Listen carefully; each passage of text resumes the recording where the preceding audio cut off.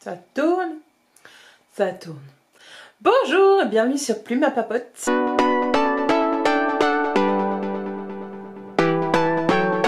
Comme vous l'avez vu dans le titre, je vous retrouve pour un vlog qui est un type de vidéo que j'ai plus fait au moins depuis... facilement depuis un an. Ici on est vendredi soir et je m'apprête à commencer un nouveau livre et en fait je me suis dit que ça pourrait être intéressant de vous tourner une vidéo plutôt style vlog pour vous donner mon avis le plus directement possible et au fur et à mesure de ma lecture. Je vous en avais parlé en fait quand j'avais fait ma palle des petits formats. J'ai décidé de lire Calendar Girl le premier mois. Idéalement j'espère les lire tous, les enchaîner tous. Mais on va voir si ça va être possible ou pas. Donc le but du jeu, ça va être de lire, de m'arrêter de temps en temps, de vous faire un petit peu un point, de dire ce que j'en pense jusque là, etc. Il risque d'y avoir des spoilers dans la vidéo, je vais pas vous mentir. Maintenant je vais essayer de pas trop en faire. Et ce que je voulais vous dire aussi, c'est que j'ai décidé de lire ceci. Parce qu'en fait on est au mois de mars au moment où je tourne. Alors vous ne verrez probablement pas ce vlog au mois de mars, étant donné que toutes mes vidéos du mois de mars sont déjà planifiées. Ou alors ce sera une vidéo bonus, enfin je sais pas. Je sais pas quand vous verrez le vlog, mais donc voilà. On est au mois de mars au moment où je le tourne et c'est Mars au féminin en fait, qui a été lancé par Flow and Books, je crois que c'est ça. Son compte Instagram et sa chaîne YouTube. Et en fait le principe est très simple, le but c'est de lire le plus d'œuvres d'auteurs ou d'autrices féminines au mois de mars et de mettre ça en avant. Alors après vous avez différents thèmes à respecter, etc. Ce que moi je ne fais pas parce que ce que j'ai fait c'est tout simplement mettre ma palle en petit format. Attendez, je vais vous montrer. Voilà, elle est là, ma palle en petit format. Et en fait j'ai mis à l'avant... Ouh, c'est flou. J'ai mis à l'avant mes livres des auteurs féminins pour que je sache quoi lire facilement, etc.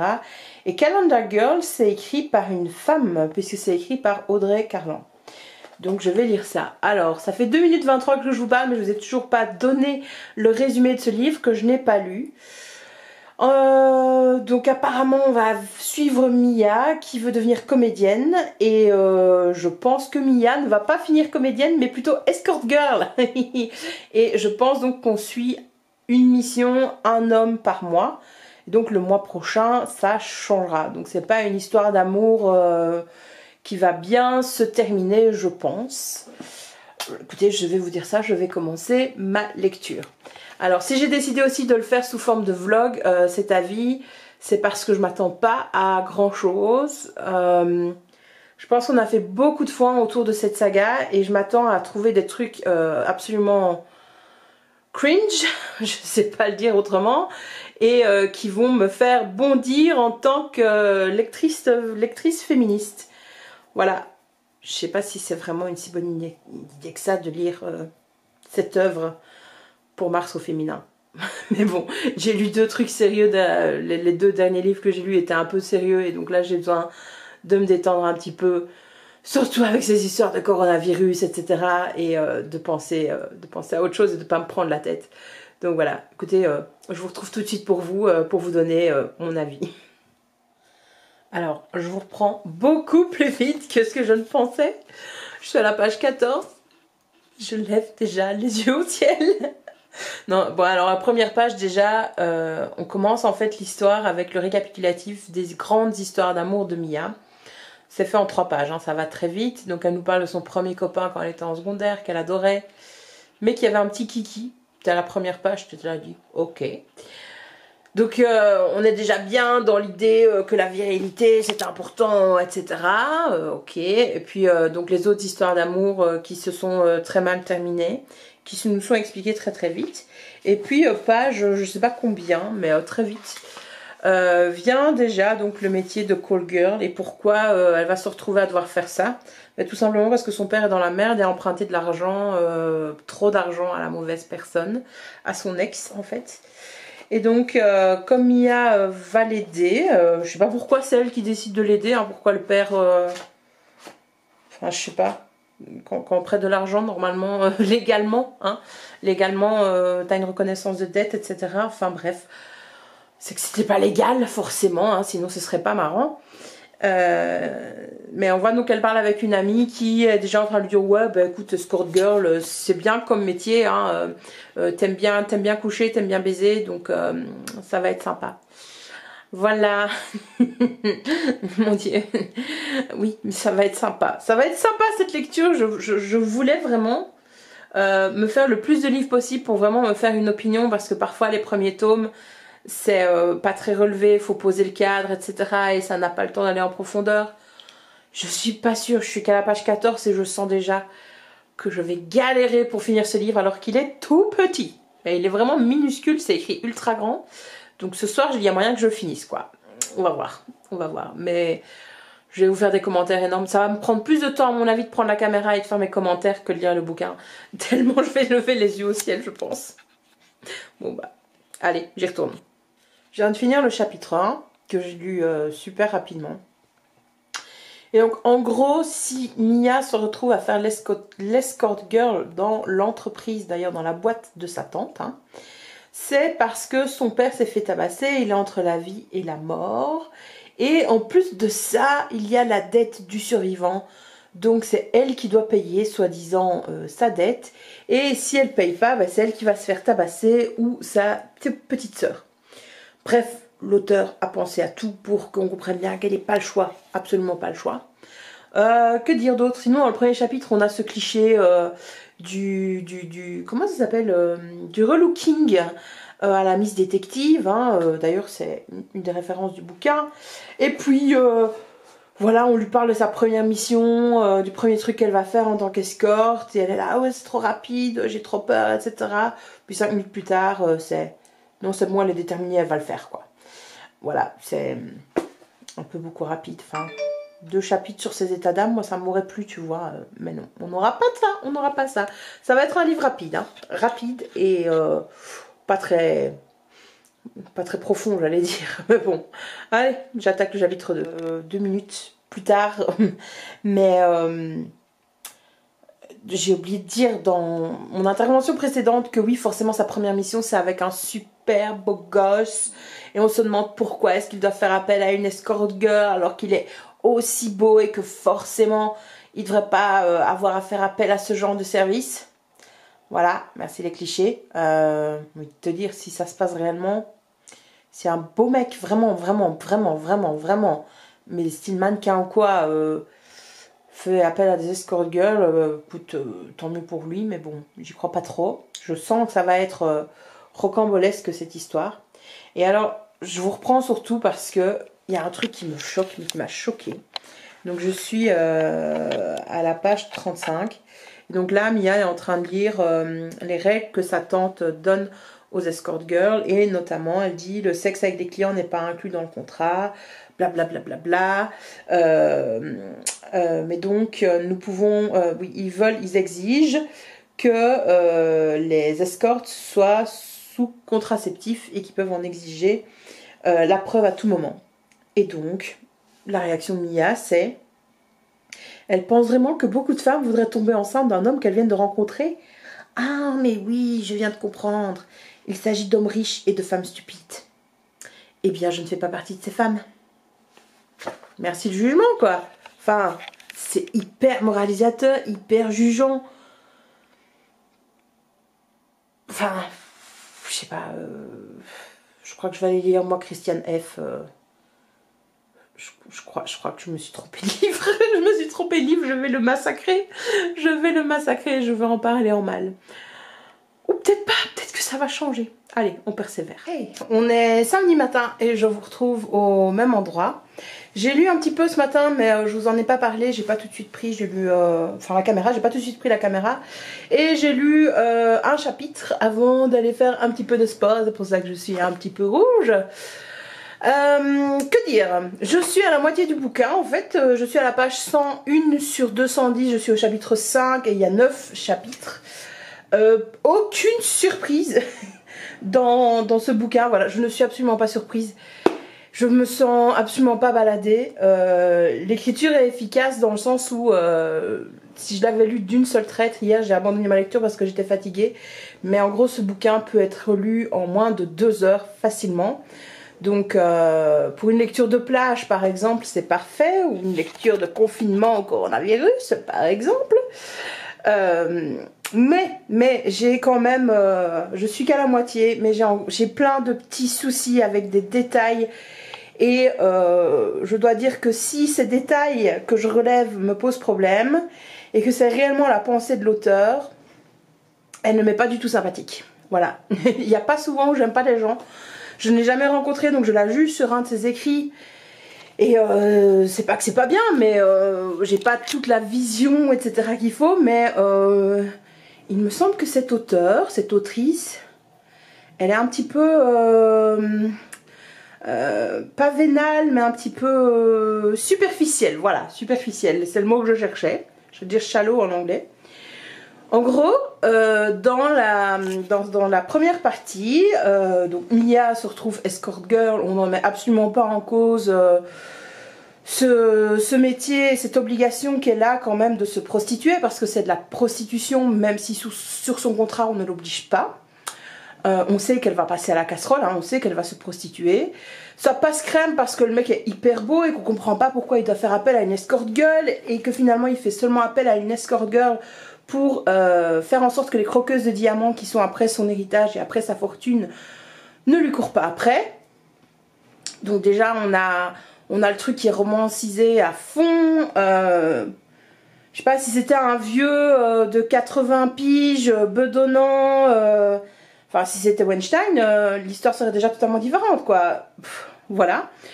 En tout cas, j'espère. Donc, oui, ça me saoule ce fait que la prostitution soit romantisée comme ça. Non, c'est pas une romance, c'est pas un choix pour la plupart des femmes. Alors l'auteur va vous dire, oui, mais c'est clairement pas un choix, hein, je le montre bien pour Mia, elle a pas le choix, c'est pour sauver son père, etc. Donc voilà, donc elle va faire la pute, n'ayons pas peur des mots, mais pour une bonne cause. Et ça, c'est bien. Et alors en plus elle va faire la pute, mais on vous dit bien dans le livre qu'elle n'a pas couché avec un mec depuis 1 an. Donc c'est quand même une sainte touche. Voilà, enfin il y a vraiment un problème de position. Soit tu assumes totalement que la femme soit décomplexée et qu'elle assume sa sexualité. Soit t'es pas dans cet entre-deux, ou même pas, c'est même pas un entre-deux. C'est ici ça passe en fait ce qu'elle va faire parce qu'en gros elle aime coucher avec des gens quand il y a des sentiments. Et là, elle ne peut absolument pas tomber amoureuse de son client, etc. Mais on sait très bien qu'elle va tomber amoureuse et que ça va être un déchirement. Enfin bref, vous voyez un petit peu le style, tout ce que ça soulève comme question éthique. C'est pas du tout éthique, donc faut pas lire ce truc-là pour ça. Et ça, je le savais avant de me lancer dans le roman. Mais n'empêche que je me dis, ce truc a été vendu, ça s'est vendu très très bien. J'ai l'impression que j'ai pas été vérifier les chiffres. Donc ça circule, c'est un espèce de best-of. Je suis sûre que dans les librairies, on vous montre, oui, c'est un truc... ah oui, là, voilà, c'est dit sur la 4e de couverture. La série culte aux 15 millions de lecteurs, déjà publiée dans 32 pays, vendue à la chaîne ABC et qui sera produite par les producteurs de Gossip Girl. Ça pose un problème quand même, cette transmission et cette propagation de l'image de la femme comme ça, non Est-ce qu'on pourrait nous donner... Enfin, je sais pas, j'ai envie de vous dire, adapter Christiane F, quoi. Là, on aura un véritable témoignage. Là, on aura quelque chose de véridique et une image de la femme, je veux dire, vraie et pas cette sainte nitouche, mais qui a quand même envie de coucher, etc. Enfin, voilà, ça me soulève plein de questions, plein de problèmes. Autre problème aussi, il y a une espèce de... pas de grossophobie, mais le contraire, je ne sais plus comment ça s'appelle, mais il y a un jugement sur le corps des femmes qui est fait. Donc déjà Mia, elle est super jolie alors qu'elle a rien à faire, hein. Donc ces héroïnes belles, en se levant le matin, j'ai envie de te dire, ça me saoule. Je crois que ça saoule tout le monde d'ailleurs, c'est pas vrai, regardez-moi, là je suis pas apprêtée, etc. Je viens de faire mon sport, enfin voilà quoi, non, personne n'est beau comme ça, beau comme pour un magazine, hein, c'est ça que je veux dire. Non, non, ça n'existe pas, ce n'est pas la réalité. On nous fait quand même remarquer que Mia a des formes, donc on lui dit, elle dit elle-même, hein, c'est les personnages, c'est les pensées du personnage qui nous dit oui, d'habitude ma tante engage des filles qui rentrent dans un 34, c'est franchement le maximum qu'elles puissent porter. Moi je suis plutôt 38, parfois même 40 quand je mange un petit peu trop. Déjà t'es là, tu dis Ok, c'est quoi ce jugement? Quand je mange un petit peu trop, je grossis. Il y a plein de raisons qui font que le corps d'une femme change. Enfin, renseignez-vous un petit peu, quoi. Les hormones, les cycles menstruels, etc., ça existe. Voilà, le corps d'une femme est fait pour changer et évoluer. Selon la chaleur, selon le cycle hormonal, enfin, selon plein de raisons. Il y a plein de choses qui font que ton corps peut changer, peut prendre du poids. Et pas seulement parce que tu manges comme un ogre, quoi, voilà. Puis il y a des gens qui mangent comme des ogres, des femmes qui mangent comme des ogres et qui grossissent pas. Hein. Enfin voilà, c'est question de métabolisme aussi. Donc on nous dit bien qu'il faut être mince, mais Mia, elle ne l'est pas tant que ça. Elle fait un 38. Mon Dieu. C'est vrai que c'est pas très mince. 40 non plus. Hein. Parfois un 40, mon Dieu. C'est vrai que c'est pas très mince. C'est-à-dire c'est une taille normale. Enfin, de quelqu'un qui est censé être en bonne santé. Bref.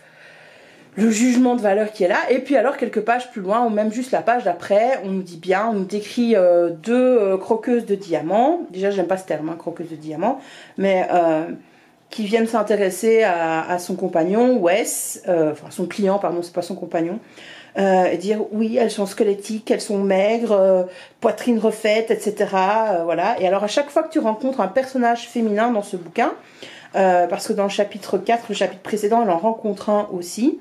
En gros, c'est une petite écervelée qui réfléchit pas beaucoup, qui s'est mariée avec un mec qui avait beaucoup d'argent, qui sait pas quoi faire de sa vie parce qu'elle s'embête, hein, elle ne fait que aller faire son brushing, sa manicure, sa pédicure, enfin bref, aller chez l'esthéticienne, s'assurer que la cuisinière cuisine pour son mari, s'assurer que la maison est en ordre, mais c'est pas elle qui fait le ménage, hein, elle a une femme de ménage. Bref, qu'elle vit vide. Alors, je dis pas que des gens comme ça n'existe pas, bien entendu. Mais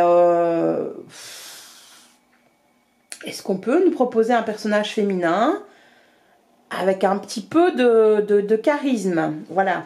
Et alors, hier, j'étais me perdre un petit peu sur Livre Addict dans quelques commentaires où les gens disaient « Oui, Mia a du caractère, c'est très bien et tout. » Je dis « Allô, d'où est-ce qu'elle a du caractère ?» Non, enfin... Elle se laisse porter par les événements la plupart du temps. Elle décide de coucher avec Wes. Oui, gros spoiler, ils vont coucher ensemble. On s'y attendait pas du tout dès le premier chapitre. Ok, elle en a envie. Enfin, c'est pas de la force de caractère. C'est écouter ses instincts, c'est écouter ses émotions, c'est enfin voilà, c'est écouter ses envies tout simplement. Un enfant de 3 ans le fait, hein, écouter ses envies. Il va te faire une crise de colère si tu lui donnes pas le bout de chocolat dont il avait envie à ce moment-là. Voilà. Enfin, non, je pense que les gens ont été un petit peu trop vite satisfaits de cette héroïne. Voilà. Je suis pas toujours ultra fan de romance. Franchement, la seule saga romantique de romance qui m'a bien plu ces 2 dernières années, j'en parle tout le temps, mais c'est de Mark Twain que vous voyez tout le temps dans mes vidéos. Mais là, je trouvais que l'auteur, elle avait été loin dans ses personnages et il n'y avait pas ce jugement ambiant sur la femme. Oui, il faut qu'elle aime le sexe, mais il faut quand même qu'elle soit sainte ni touche, quoi. Hein. Pas trop pute, mais pas trop sainte ni touche non plus, pas trop vierge non plus, quoi. On est vraiment dans le prescrit habituel. Bref, il faut faire ceci, il faut faire cela, mais pas trop quand même. Hein. Ne sois pas trop dans un extrême ou dans l'autre. Je pense que ça va pas s'améliorer au courant de ma lecture. Hein. Je vais terminer le bouquin. Je suis pas sûre de lire les autres. Je sais pas du tout ce que je vais faire. Je vais voir. Bon, j'arrête de blablater parce que ça fait 9 minutes quand même que j'ai repris la caméra. Hein. Et je continue. Définitivement m'exaspère. C'est un peu une torture de lire, franchement, les gars. Je suis en train... je suis 2 chapitres plus loin que quand je vous ai parlé la dernière fois. Et donc Mia rencontre la famille de Wes, sa sœur notamment, puisque la maman, celle qui a aidé Wes à engager Mia, donc elle connaît très bien la situation. Et donc en gros la sœur dit ah oui, escort girl, c'est comme call girl quoi. Elle te dit ben oui, enfin moi je suis pas assez versée pour savoir si c'est la même chose ou pas. Mais donc Wes fait un gros caca nerveux parce qu'il dit non mais Mia n'est pas une prostituée, etc. C'est pas du tout la même chose. Sachant qu'ils ont couché ensemble et que le contrat stipule qu'il va lui devoir 20% de ce qui lui était, enfin de ce qui paye l'agence quoi. Donc non, Mia n'est pas du tout une prostituée, c'est se foutre du monde, voilà. Et alors je réfléchissais Donc elle rencontre la sœur de Wes qui est prof, qui est instit, et son mari à elle qui est proviseur, donc directeur d'école. Et j'étais là, je dis mais purée, c'est à nouveau un cliché. Pourquoi le mari doit-il avoir un poste avec une position d'autorité sur sa femme? Voilà, voilà. Alors oui, ça arrive que une instit, une prof, etc. épouse le directeur de son école. Je vais pas dire le contraire, mais ça aurait été bien de l'auteur de mettre la femme comme directrice d'école et le mec et son mari instit, non?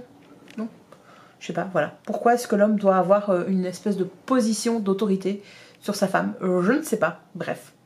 Plein de clichés, plein de clichés. On est bien parti. Et pas plein de clichés seulement sur le couple de base, quoi. Hein. C'est plein de clichés partout, sur tous les autres couples qu'on rencontre. Voilà, bref, ce livre commence à m'exaspérer. Même si je prends beaucoup de distance, etc., je lève pas les yeux au ciel ou des choses dans le genre. Et j'admets que ce soit totalement addictif et je comprends pourquoi les gens achètent ça, quoi. Mais même les scènes de fesses, enfin, c'est pas réel, quoi. Ça n'a rien de vraisemblable. Voilà, ça n'a rien de vraisemblable. Bref, chouette lecture, ou pas. Alors, je viens de finir la lecture de Calendar Girl le mois de janvier.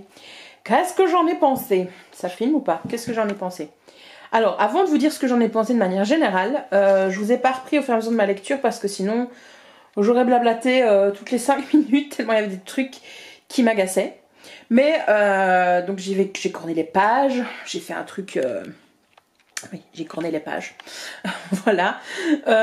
Pour reprendre un petit peu avec vous et vous dire ce que j'ai pensé à certains moments de ma lecture. Alors, il est très clair qu'en fait, Mia fait ce métier pour aider son père qui est dans le coma et qui s'est fait tabasser par les usuriers à qui il devait de l'argent, en sachant que c'est l'ex de Mia. Voilà, hein, tout va bien. Et donc, il est entre la vie et la mort, il est dans le coma, etc. Et Mia dit à un moment donné, c'est l'extrait que j'ai mis, parce qu'elle passe du temps avec la famille de Wes, et elle dit la mienne, si on peut l'appeler ainsi, donc ma famille, consiste en un père alcoolique, et ma petite sœur m'a dit que j'ai passé le plus gros de mon enfance à élever. Et alors, la phrase qui m'a choquée, c'est la suivante. Nous avions beau savoir que papa nous aimait plus que tout, il n'a jamais cessé de boire et de parier, gâchant tous les souvenirs que nous aurions pu avoir avec lui.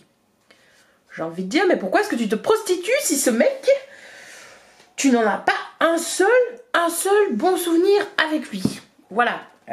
C'est pas parce que tu as un lien du sang, j'ai envie de te dire, que tu es obligé de te foutre en quatre pour ton père. Ça, c'est vraiment un truc du patriarcat. Alors, quand on est dans une relation équilibrée, j'ai envie de dire, aimante, etc., bien sûr qu'on va faire des choses pour sa famille, bien sûr qu'on va se mettre en quatre pour les personnes qu'on aime. Mais là, la façon dont est décrite la situation, t'as envie de te dire, mais tu te fais avoir, quoi, mais d'une force, c'est terrible. Enfin, c'est terrible, c'est terrible. Alors, j'ai mis j'ai corné une autre page, je sais plus pourquoi. Ah oui, voilà. Donc elle revient en fait sur quand elle a accepté le boulot de sa tante, donc hein, d'être escort girl. Et elle dit, j'étais persuadée que j'allais vendre un bout de mon âme au diable. Or, 2 semaines plus tard, je me suis faite à l'idée, je sais comment je veux que les choses se déroulent avec mes futurs clients. Et je suis convaincue que les 11 prochains mois vont aller comme sur des roulettes. Donc voilà, en gros, on est arrivé à la page 137, on est un peu au-delà de la moitié du livre.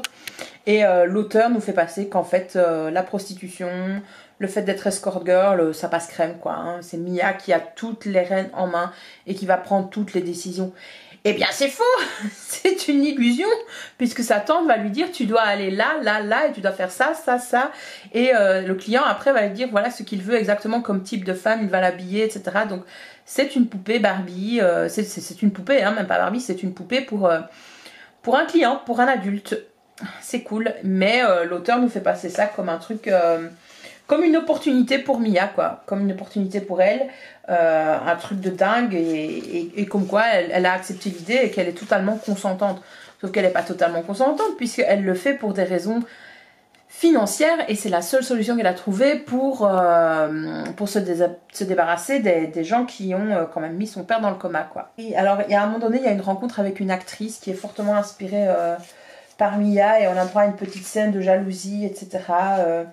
Et alors, à nouveau, la jalousie, c'est... Enfin, je sais pas pourquoi l'auteur... J'ai l'impression, en fait, que l'auteur, elle déteste les femmes alors qu'elle est elle-même une femme, quoi. Et elle dit... la façon dont elle décrit, c'est à chaque fois... Une superbe femme aux cheveux noirs approche de la scène. Je la connais, c'est l'actrice Gina De Luca. Elle est grande et mince, tout en ayant des courbes sublimes. Ah oui, parce qu'il faut être mince, grande, mais avoir des formes. Hein. Attention l'injonction. Tous les hommes l'adorent et toutes les femmes veulent lui ressembler. En plus, on dit qu'elle est infiniment généreuse et qu'elle prend soin d'être un bon exemple pour les jeunes filles. Il y a moyen. Enfin, si ça vous fait pas rire, moi ça me fait rire, quoi. La femme parfaite, enfin... voilà, il faut qu'elle soit un bon exemple pour les jeunes filles. Je suppose que le bon exemple, c'est d'être prude. Hein. Je ne me fais pas d'illusions. Mais donc voilà, enfin, va s'en suivre avec cette actrice un petit moment de jalousie. Non, ouais, il est à moi, non, c'est à moi, etc. Enfin, bref, c'est un peu débile, quoi. Hein. Soi-disant, donc les femmes ne peuvent pas être solidaires entre elles dès qu'il y a un beau mâle. Non, non, non. Dès qu'il y a un beau mâle, on ne se sent plus et on se déteste l'une l'autre, hein, bien entendu. Voilà. Oui, alors, ah oui, j'ai corné cette page-ci parce que il me semble que c'est une faute de français. Mais je ne suis pas certaine, n'étant pas prof de français, etc. Mais je vais vous la lire et vous me dites en commentaire si c'est faux ou juste. Si en effet, il n'y a pas de problème d'accord. Donc la phrase dit « Je ne peux pas nier que j'ai des sentiments pour lui et que je me retiens parce que l'amour n'est pas une possibilité. Pas après que je suis tombée amoureuse de tous les hommes avec qui j'ai couché. » Après que je suis tombée amoureuse? Après que je sois tombée amoureuse, non? Enfin, c'est cette tournure mon balai. Et donc oui, Mia a décidé de ne pas tomber amoureuse vu que ses 4 relations précédentes, elle était follement amoureuse de ses copains, heureusement j'ai envie de te dire, et que ça s'est mal terminé. Donc là, elle se refuse d'aimer Wes, et Wes c'était une de ses règles, hein, c'était de ne pas tomber amoureux de Mia, enfin qu'ils ne pouvaient pas tomber amoureux l'un de l'autre. Devinez quoi? Ils sont amoureux à la fin du livre, bien entendu. Voilà. Et alors, Mia donc, va prendre la décision de quitter Wes, soi-disant pour elle. C'est sa décision, il faut qu'elle la respecte. Et peut-être que, Inch'Allah, si Dieu le veut, ils se retrouveront, puisque de toute façon, il y a en effet des sentiments. Mais pour le moment, ils ne définissent pas ces sentiments. Ils décident de dire qu'ils sont juste deux bons amis entre eux, des meilleurs amis, qui décident de se faire du bien entre eux. Ok, bon, d'accord. Déjà, j'ai envie de te dire, la relation ne peut pas être égale, puisque Wes l'a entretenu quand même pendant 1 mois à payer pour sa compagnie. Donc j'ai envie de te dire, à chaque fois qu'ils ont couché ensemble, il y avait quand même une position, il assumait une position dominante par rapport à elle et absolument pas égalitaire, même si dans le livre on ne cesse de nous répéter que c'est son choix, même si dans le livre à partir de la moitié, toutes les scènes où ils vont coucher ensemble, ça va être décrit comme Wes lui fait l'amour.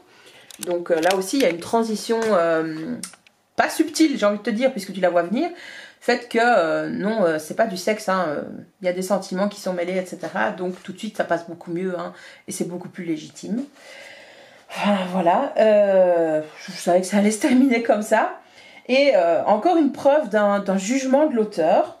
Donc c'est ça qui m'agace le plus dans le livre, c'est ce jugement sur les femmes. Elle est pas du tout sympa avec la femme, cet auteur. Je me demande si elle en est une, quoi. Enfin, j'ai envie de te dire, mais occupe-toi de tes fesses et on s'en fout de ce que font les autres. Bref, alors.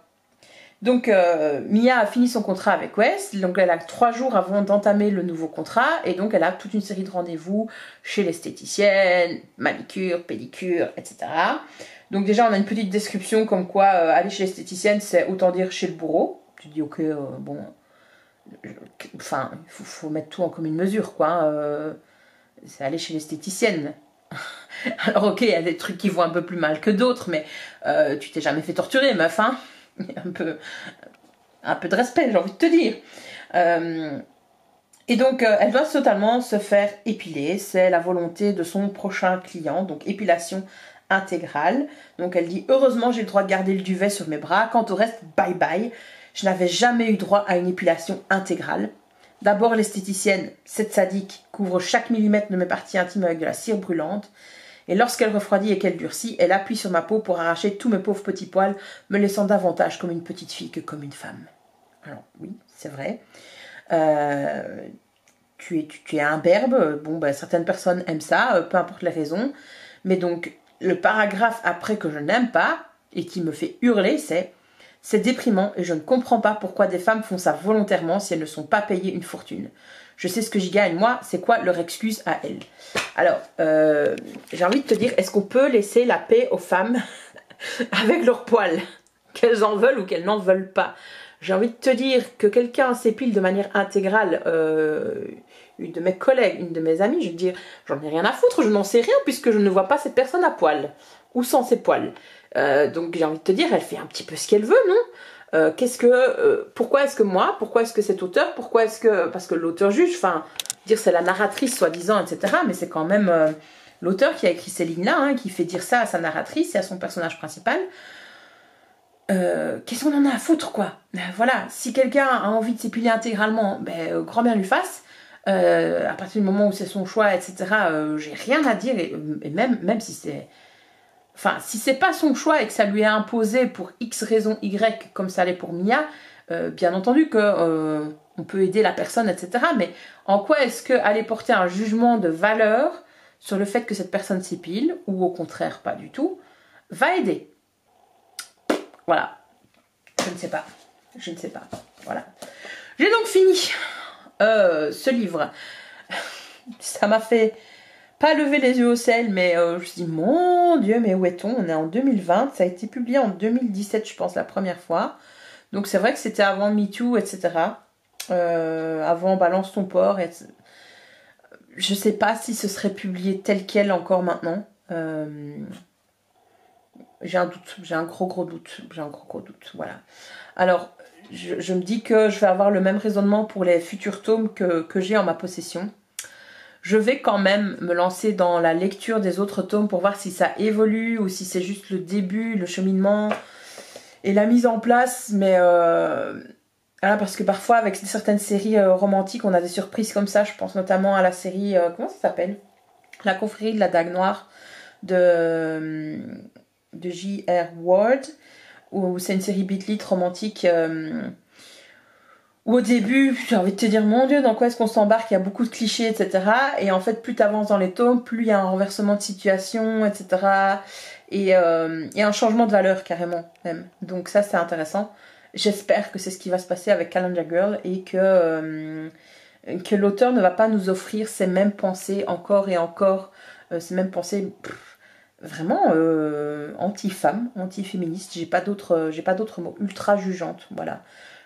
C'est un livre anti-sororité, quoi, ce truc, voilà. Alors qu'on est plutôt dans une mouvance comme ça, où girl power et surtout unissons-nous, quoi. Bref, je vous tiens au courant pour le deuxième tome. Je pense que je ferai pas de petits updates au fur et à mesure, mais que je vous en reparlerai une fois que je l'aurai lu. Je sais pas si je vais le lire aujourd'hui. Je pense pas. Je pense que j'aurai pas le temps. Là, je vais aller me plonger sur mes copies et donc voilà, il faudra attendre un petit peu pour la suite. Enfin, il faudra attendre. Moi, vous, ça change rien pour vous. Hey. Allez, on se retrouve, il est dimanche matin. Et je vous ai pas fait de petit update hier parce que j'ai fini le tome sur le mois de février de Calendar Girl. Ça, c'était hier soir, mais j'étais vraiment fatiguée au moment où je l'ai terminé. Il était environ 10 heures passées, je crois.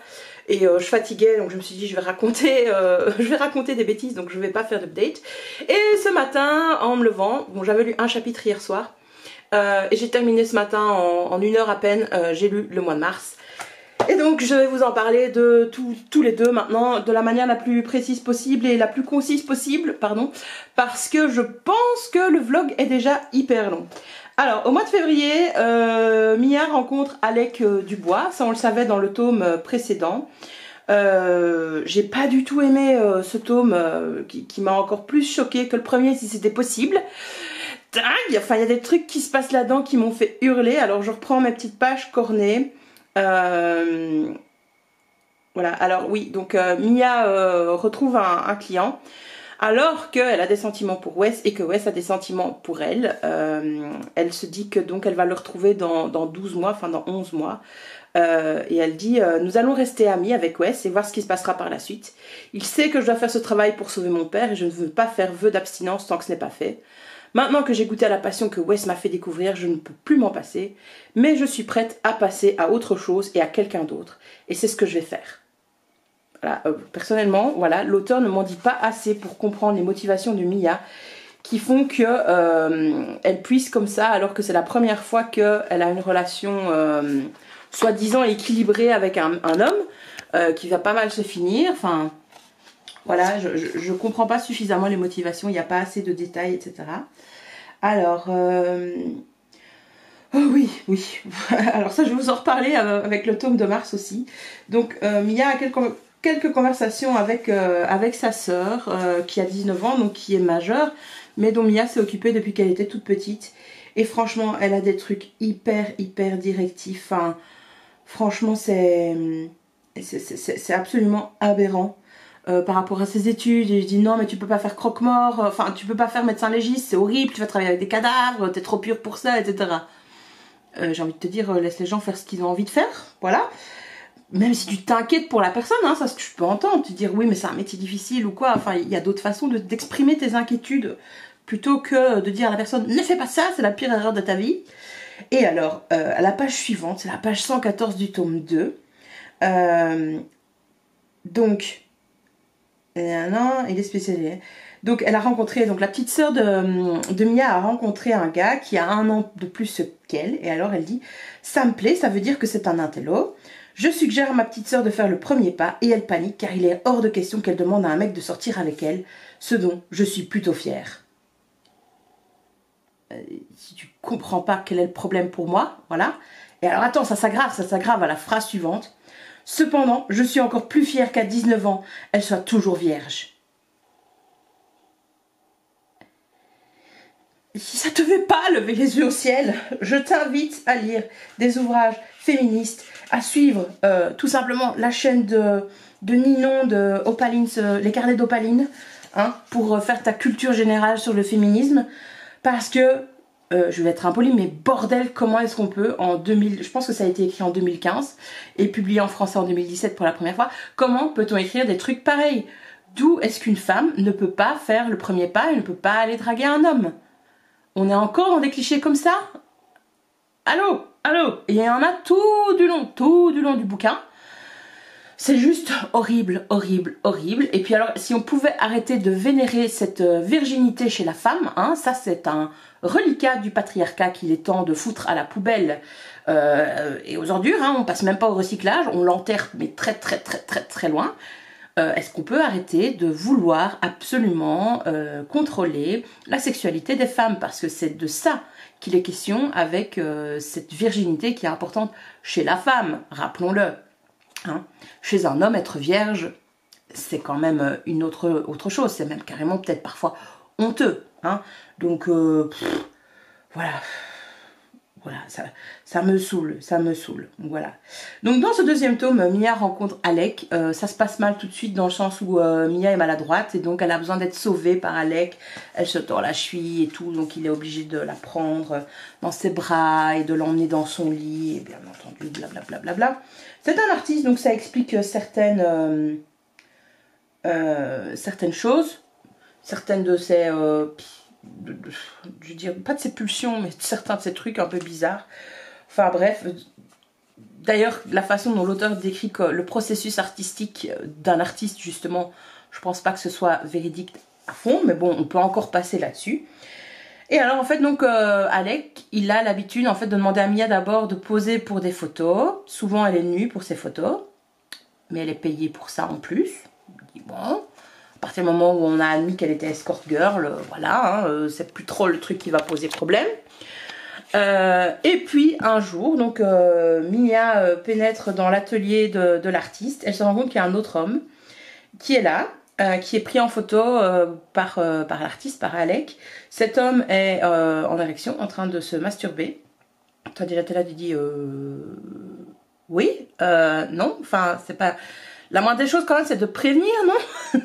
Enfin, c'est le consentement de base, non? Dire tu vas venir dans l'atelier, mais attention, il y a un homme à poil que tu ne connais pas qui est en train de se branler un petit peu.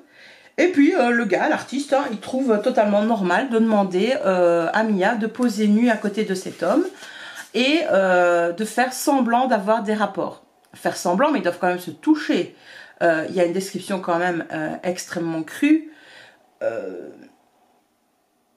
Enfin, c'est une situation... comment on dit ça? Oui, c'est une situation non consentie, quoi. On est dans des attouchements non consentis et obligés par une tierce personne, par une troisième personne. Donc pour moi, ça s'apparente à du viol, quoi. Hein, et on nous décrit ça comme ça. Et puis alors Alec, hein, le grand artiste, qui se rend compte qu'en fait Mia ne supporte pas ça. Et grand artiste, grand sauveur, va renvoyer l'autre, va dire tu dégages maintenant, tu seras payé, t'inquiète pas, mais tu dégages. Et il s'occupe de Mia lui-même, quoi.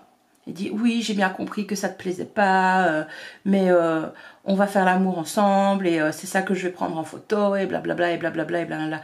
Mais allô, le consentement à nouveau! Ça m'énerve ce genre de truc. Et alors c'est romantisé, quoi. C'est culture du viol romantisée à souhait, à foison. Et il y a des jeunes qui vont lire ça, il y a des femmes qui vont lire ça et qui, enfin, ça contribue à perpétuer une culture du viol. Je ne comprends pas comment les éditeurs peuvent publier ça. Enfin, si, je comprends, ça leur fait un fric monstre. Hein. Ça s'achète. Le seul petit truc qui me plaît, je suis en train de lire ces bouquins, je n'ai pas dû les acheter, je les ai trouvés dans la boîte à livres. Mais honnêtement, hein, je suis pas sûre d'aller les remettre dans une boîte à livres. Je trouve que ces livres... Alors c'est ultra jugeant, hein. Vous allez me dire, tu n'arrêtes pas de dire que l'auteur est ultra jugeante et que ça te dérange. Et c'est ce que je fais aussi de mon côté, je m'en rends bien compte. Mais j'ai pas envie qu'on diffuse ça plus, quoi. Ou alors je mets un gros avertissement, je sais pas, mais... Bref, je sais pas ce que je vais faire de ces bouquins, mais j'ai un cas de conscience là sur ce que je vais en faire une fois que je les aurai refermés. Voilà. Qu'est-ce qu'on avait d'autre aussi Ah oui, bah il y a plein de fois, je dois faire ce job pour sauver mon père une fois de plus. Nanana. Donc l'auteur nous rappelle bien pourquoi Mia fait ça et comme quoi elle n'a pas le choix et ainsi de suite. J'y connais beaucoup de pages hein, dans le deuxième tome. Voilà. Ah oui, alors, le fin du fin, le meilleur moment ou pas. On est à la page 160-161. Mia a sa tante au téléphone, qui est sa patronne donc, hein, qui est la patronne du service d'escort girl dans lequel Mia s'est engagée. Et là, sa tante lui apprend qu'en fait, Alec et Wes, ses deux premiers clients, lui ont versé son bonus parce qu'elle a couché avec.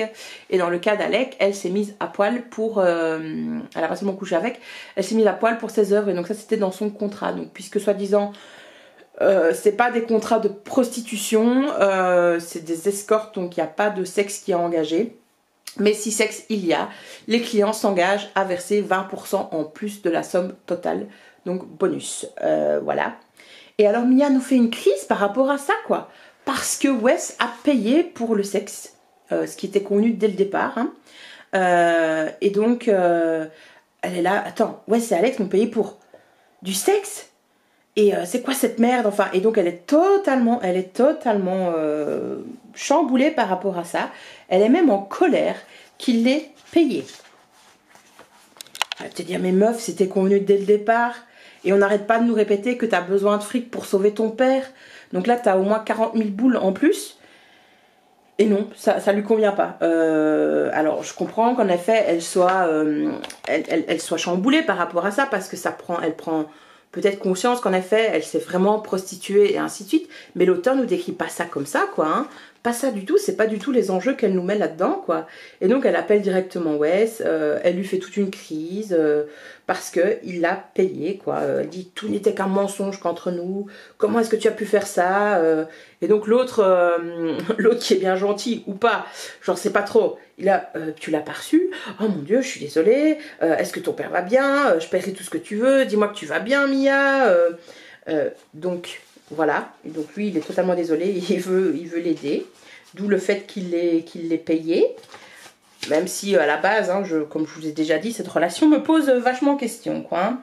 Et donc voilà, même chose avec Alec, elle dit aux yeux de la loi, le fait que tu me payes est de la prostitution, Alec. Et là, bah, fais-le enlever de ton contrat, alors si c'est que ça. Hein, donc, et puis après, donc, comme elle pique une colère, mais... C'est ça que j'aime pas dans ce livre, rien n'est poursuivi, donc elle pique une crise, et la page d'après, hein, réellement, même la demi-page après, c'est tout est arrangé, ouais, je comprends son point de vue. Mais non, enfin, si t'es dans une colère rage, ta colère va pas s'apaiser comme ça. Enfin, voilà. Et là donc elle est folle de rage, et puis c'est 5 lignes après, merde, c'est pas de sa faute, il a rien fait de mal, il ne fait que respecter les règles du contrat. C'est officiel, je suis une imbécile. Enfin bref, cette fille, soi-disant, donc j'avais lu dans les commentaires de ce livre addict que ça allait être une héroïne forte ou quoi. C'est pas une héroïne forte, hein, voilà. Voilà pour le deuxième tome qui m'a fait bondir à nouveau, comme vous pouvez le constater. Et j'enchaîne avec le troisième tome de Calendar Girl, Mars, donc à nouveau spoiler en tête. Donc on a quand même un petit chapitre où Mia retrouve son amie, sa sœur, etc. C'est même un chapitre et demi avant de voir, de retrouver ses clients. Elle va voir son père à l'hôpital. Elle lui parle, etc. Elle dit des choses. Là, tu dis, mais t'as aucune relation avec cet homme, quoi. Depuis le début du bouquin, on nous dit que tu n'as aucun bon souvenir avec lui. Enfin bref, je sais pas. On a à nouveau la rencontre avec la sœur et une allusion à la virginité, et ainsi de suite, hein, bien entendu. Bref, je vous passe pas mal de choses. Ensuite, elle découvre son nouveau client. Son nouveau client qui en fait est gay et qui n'a pas fait son coming out, mais qui vit avec quelqu'un. Donc alors déjà, il y a plein de petites invraisemblances, parce qu'il est toujours avec soi-disant son meilleur ami, il vit avec son meilleur ami, mais la famille ne s'est pas rendu compte qu'il était gay et qu'il y avait anguille sous roche. Oui, voilà. Le mec, il a 31 ans et il vit en colocation avec son meilleur pote. Enfin, à un moment donné, quoi, voilà. Alors tu apprends à la fin de l'histoire qu'en effet, ses sœurs se doutaient bien qu'il était gay, qu'il était avec son meilleur pote. J'ai envie de te dire, tu pouvais pas un petit peu l'aider à faire son coming out peut-être, quoi, enfin je sais pas. Bon, Mia est un peu moins conne dans ce livre, je trouve. Elle est peu sympa, mais il y a à nouveau plein de clichés dans cette œuvre. Il y a Hector le gay qui adore faire du shopping, qui sait trop bien habiller les femmes et les conseiller, etc. Donc c'est le cliché. En gros, il n'est pas poussé comme le cliché habituel, mais on est quand même dans du bon cliché du meilleur ami gay. L'autre, son client, donc Tony, qui est le plus bel homme qu'elle ait jamais vu, mais il est gay. Quel dommage. Donc voilà. Voilà. Puis alors, on a à la page 103, ouais, j'avais corné cette page, une citation. C'est « Peu importe qu'ils soient gays ou non, les hommes, donc il leur manque tout de même ce gène qui leur permettrait de comprendre les femmes et les raisons de leur acte. » À partir du moment où tu crois qu'un homme et une femme ne peuvent pas se comprendre et qu'un homme ne peut pas comprendre les motivations d'une femme à cause d'un gène, tu excuses en fait toutes les actions des hommes envers les femmes, quoi. C'est légitime alors, à partir du moment où tu mènes la génétique, donc la science, et que tu dis il y a un truc en fait qui fait qu'ils ne peuvent pas comprendre les réactions des femmes et qu'ils ne peuvent pas comprendre les femmes, ça légitime la violence envers les femmes, ça légitime tout. Et donc on ne peut pas être d'accord avec une phrase comme ça. Alors on peut dire qu'en effet c'est parfois difficile, qu'il y a des incompréhensions entre les deux genres, entre les deux sexes si tu veux, qu'être en couple c'est pas facile et qu'il faut communiquer et ainsi de suite. Mais purée quoi, non, ok on peut peut-être être différent mais notre biologie elle est quand même exactement la même, hein. On respire de la même façon, hein, je suis désolée, et on chie de la même façon, hein. Bon, à un moment donné il faut un petit peu se calmer. Ce que je vais essayer de faire parce que ce livre m'énerve. Et ah oui, j'avais mis à nouveau une petite remarque. J'en ai mis moins hein, pour le mois de mars. Je me suis dit je vais vous parler beaucoup trop longtemps. Bon, il y avait un petit peu moins de trucs aussi qui me faisaient bondir sur les femmes parce qu'elle en rencontre un peu moins. Elle rencontre les sœurs de Tony. Et c'est moins jugeant, je vais dire, que dans le premier tome ou le deuxième tome. C'est pas parfait, c'est pas idéal. Mais ça... il y a une petite amélioration, on va dire ça comme ça. Et donc, oui, dans ce tome, Mia retrouve Wes pour une nuit. Forcément, c'est un livre érotique, sexy story de l'année, etc. Et donc, si t'as pas de cul, t'as pas de scène de fesses, c'est un petit peu un problème pour vendre ce bouquin. Surtout que son client est gay, donc soit tu faisais en sorte qu'il se passe quelque chose et on avait un ménage à trois, ou où tu respectais l'orientation de tes personnages, et donc tu faisais réapparaître Wes. Donc Wes réapparaît, ils passent une nuit ensemble, blablabla. Voilà, et elle dit savoir que Wes tient à moi et qu'il ne veut pas que j'oublie, qu'il espère que je le retrouverai un jour, m'aidera à supporter les 9 prochains mois. Mais c'est là que je comprends pas et j'arrive pas à comprendre ses motivations, c'est pas suffisamment expliqué, c'est pas suffisamment approfondi pour moi. Elle nous dit néanmoins, je souhaite vivre ma vie tout comme je l'ai encouragé à vivre la sienne. Je ne peux pas laisser mes sentiments pour lui affecter ce que je fais ni les expériences que je me suis promis de vivre. D'accord, c'est pas parce que tu as les sentiments pour une personne que tu dois tout mettre en parenthèse. Et bien sûr, la relation entre Wes et Mia me pose question et dans la vraie vie, je pense, n'est absolument pas à poursuivre. Mais là, dans le roman, bah, c'est vers ça qu'on s'oriente, hein, à ce qu'ils finissent en couple, tous les deux. En tout cas, je serais très surprise que ça se termine autrement. Je ne comprends pas pourquoi elle ne veut pas suivre ses sentiments et pourquoi elle refuse d'être avec lui, quoi. Ou même de trouver un arrangement et dire on est ensemble, mais je continue mon travail. Et enfin voilà, je comprends pas tout. Voilà, c'est pas suffisamment expliqué pour moi.